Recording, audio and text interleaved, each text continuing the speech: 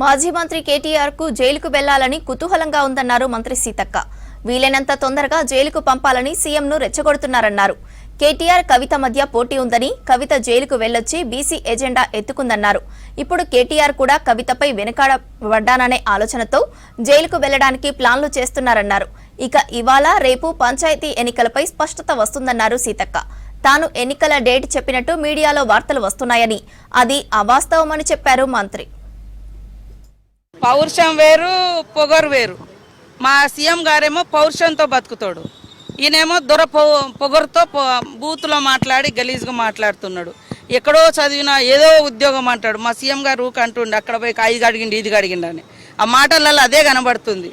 కాబట్టి కక్ష సాధింపు ఏమున్నది, వాస్తవాలకు ప్రతిరూపంగా అది విచారణ జరుగుతుంది, దాని ప్రకారం ముందుకెళ్తారు అంతే.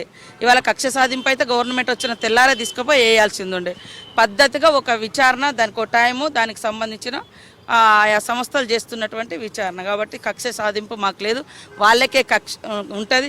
కక్షలు కార్పుణ్యాలు, ఎవరు మాట్లాడద్దు, ఎవరు ఉండొద్దు అని అందరినీ తొక్కివేసి మేమేదో రాజ్యం వెళ్తాం అనుకుంటారు. కానీ అంతిమంగా ప్రజలే నిర్ణేతలు కాబట్టి అందరం ప్రజల అభిప్రాయానికి అనుగుణంగా పనిచేయాల్సింది.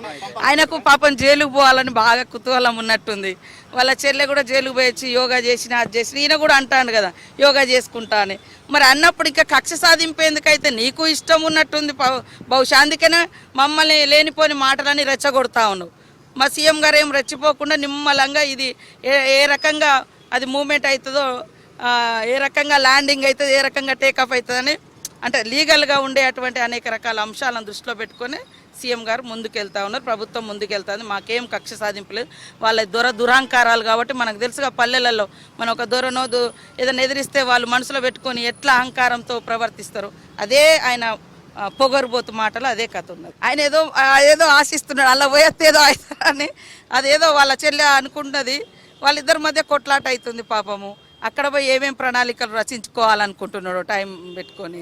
వాళ్ళ చెల్లె జైల్లో ఉండి ఏమేమో ప్రణాళికలు చేసుకొని వచ్చినట్టుంది.